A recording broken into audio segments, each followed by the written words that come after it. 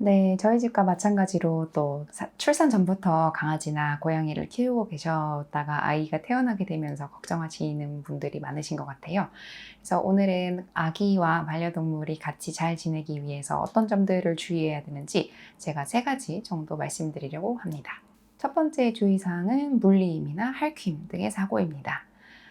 반려동물이 실수로라도 우리 아기를 다치게 하면 안 되니까요. 그래서 굉장히 걱정을 많이 하실 텐데, 저의 경우는 다행히 저희 고양이가 저희 아기 반경 1m 이내로는 절대 안 다가오는 친구여가지고, 그래서 처음에는 좀 걱정을 하다가 나중에는 그냥 전혀 신경 쓰지 않게 되었습니다. 하지만 아기에게 굉장히 관심 많이 가지고 또 다가가서 막 구경하고 이런 친구들도 있으니까요. 그래서 그런 친구들의 경우는 특히 좀 주의하셔야 될 점이 아기와 반려동물이 단 둘이서만 같이 있지 않게 한다입니다. 특히 고양이는 그렇게 체구가 큰 친구가 없어서 그런데 개는 좀 사이즈가 다양하잖아요. 종에 따라서 작은 친구들도 있고 큰 친구들도 있고 한 번씩 큰 개에 의해서 아이가 물려서 다치거나 또는 사망하는 사고가 드물지만 있을 수 있기 때문에 그래서 강아지가 혹시 다음에 3가지 경우에 해당하지는 않는지 확인해 보시고 만약 이 3가지 중 한 가지라도 해당한다면 굉장히 주의 관찰을 하셔야 한다고 합니다. 다음 말씀드린 내용이 VCA라고 하는 미국의 유명 동물병원 체인 홈페이지에 게시된 내용입니다. 첫 번째는 아이에게 공격적인 행동을 이미 했었던 개이고요. 그 다음에 두 번째는 어른에게 공격적인 행동을 했던 개이고요. 그다음 3번째는 자기보다 작은 다람쥐나 새, 쥐 등의 동물들을 쫓고 사냥하는 그런 포식 습성이 있는 개에 대해서 주의해야 한다라고 이야기하고 있습니다. 그리고 우리 아이가 반려동물을 힘들게 할 수도 있잖아요. 그래서 아이가 잘 모르고 아이 동물의 꼬리를 잡아당긴다거나 털을 꼬리를 밟거나 이런 경우에도 동물이 깜짝 놀라서 아이를 공격할 수 있기 때문에 그래서 동물에게 젠틀하게 대하는 법에 대해서 아주 어릴 때부터 아이에게 잘 교육시켜 주셔야 하고요.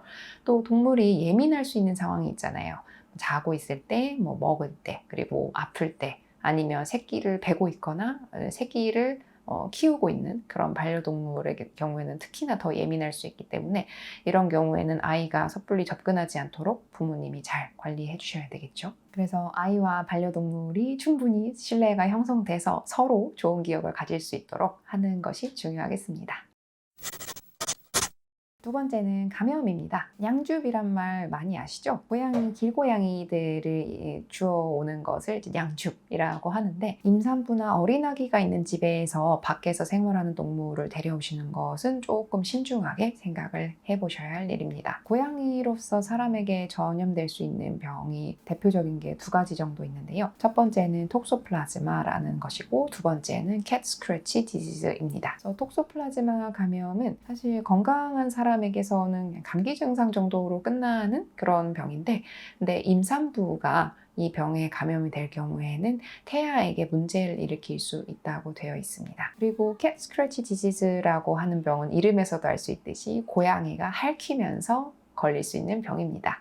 핥히거나 물려도 걸릴 수 있는데 고양이도 어릴 때 면역력이 약하다고 합니다. 그래서 1세 미만 어린 고양이가 벼룩에 물려서 이 스크래치 디지즈의 원인 미생물에 의해서 감염이 돼 있는 상태에서 사람을 핥히거나 물었을 때 그 상처 부위로 전염이 된다고 돼 있는데요. 그래서 이 병에 감염이 되면 열이 나고 림프절이 붓는 등의 증상이 있을 수 있습니다. 그리고 고양이에게만 걸리는 건 아니고 강아지나 다른 포유동물에서 걸릴 수 있는 게 진드기나 또 기생충, 전염성 피부병, 그리고 드물지만 광견병 같은 것들이 있는데요. 그래서 여태까지 말씀드린 감염병들이 집에서만 생활하는 친구들한테는 잘 안 걸립니다. 네, 밖에 살거나 아니면 집에 살지만 종종 외출을 하는 그런 고양이들에게서는 발생 위험이 있는 것이고 그래서 이 집에서 키우시는 고양이라고 하면 외출하지 않고 집에서만 생활할 수 있도록 그렇게 해주시는 것이 조금 더 안전하겠고요. 강아지들은 워낙에 주기적으로 산책을 해야 하는 친구들이니까 그래서 산책하면서 진드기나 기생충 등에 감염이 되지 않도록 신경을 써주시면 좋겠죠. 그래서 정리하자면 길에서 사는 강아지나 고양이를 데려오실 때에는 임산부나 아주 아기가 있을 때는 조금 신중하시는 것이 좋겠고, 안전하기 위해서 동물병원에서 입양하기 전 검사를 해보고 이런 감염병들이 없다고 확인이 된 다음에 데려오시는 것이 안전하겠습니다.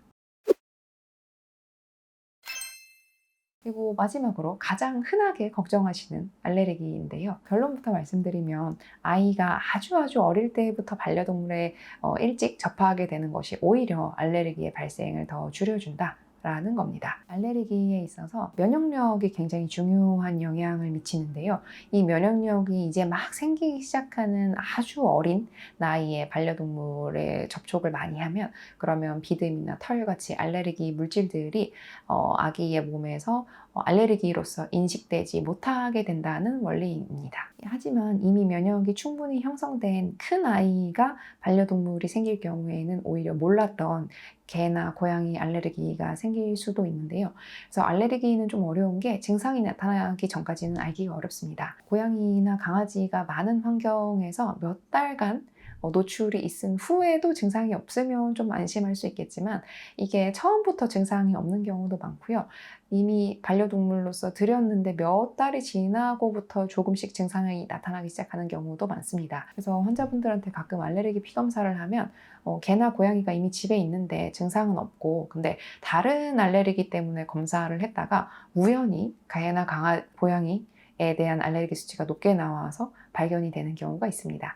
하지만 증상이 없다고 하면 굳이 격리하거나 별도의 조치가 필요하지는 않은 거고요.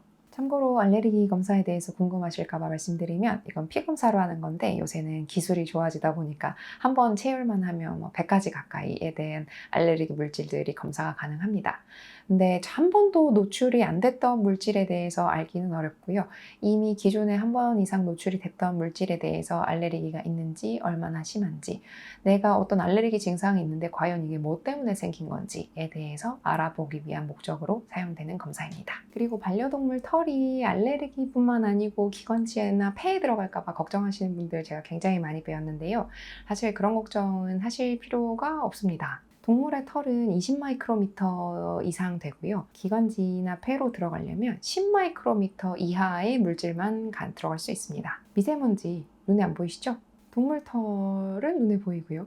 눈에 보이는 거는 기관지로 들어가기 쉽지 않다 라는 겁니다. 물론 이보다 큰 입자가 들어갈 수도 있죠. 기관지 이물 흡인도 있고 땅콩도 들어간다 그러고, 그런데 그건 증상이 없을 수가 없거든요. 그래서 아기 기관지에 털이 들어갈까 봐 걱정은 안 하셔도 되는데, 오히려 비듬이나 또는 용변 같은 것들이 아주 작은 미세 입자가 날리면서 꽃가루처럼요, 그렇게 들어갈 수는 있겠습니다. 그래서 이런 부분이 걱정되시면 아이 침실같이 좀 밀접하게 접촉할 수 있는 공간을 반려동물이 출입할 수 없는 공간으로 분리해 놓으시면 또 알레르기에 더 도움이 됩니다. 네, 어쨌든 저희는 고양이 털은 숙명으로 받아들였기 때문에 그냥 따로 그 아기가 태어났다고 해서 더 관리를 철저하게 하고 있지는 않습니다. 그리고 동물 사료나 배변 관련된 용품, 고양이 같은 경우는 모래에 배변을 하니까요. 이런 것들을 아이가 만지거나 먹거나 할 수 있기 때문에 이런 부분에 있어서도 철저히 관리가 이루어져야 되겠죠. 네, 이로써 반려동물과 아이가 어떻게 하면 안전하게 잘 함께 지낼 수 있는지에 대해서 말씀드려봤습니다. 그래서 첫 번째는 물림이나 핥힘 사고였고요. 두 번째는 감염, 그리고 세 번째는 알레르기였습니다. 그래서 우리 가족 일원인 반려동물이 또 우리 소중한 아기와 함께 행복하게 건강하게 잘 지낼 수 있도록 습관과 규칙을 만들고 또 관리하는 것은 우리 부모님들의 역할이겠죠. 아기와 반려동물은 잘 살 수 있고 서로가 도움이 되는 점도 많다입니다. 오늘 영상은 이 정도로 마무리하고요. 다음 주에도 또 유익한 정보로 찾아뵙겠습니다. 마일스톤 소아과의 이영주 원장이었습니다. 감사합니다. 또 했어. 다시 처음부터 해줘.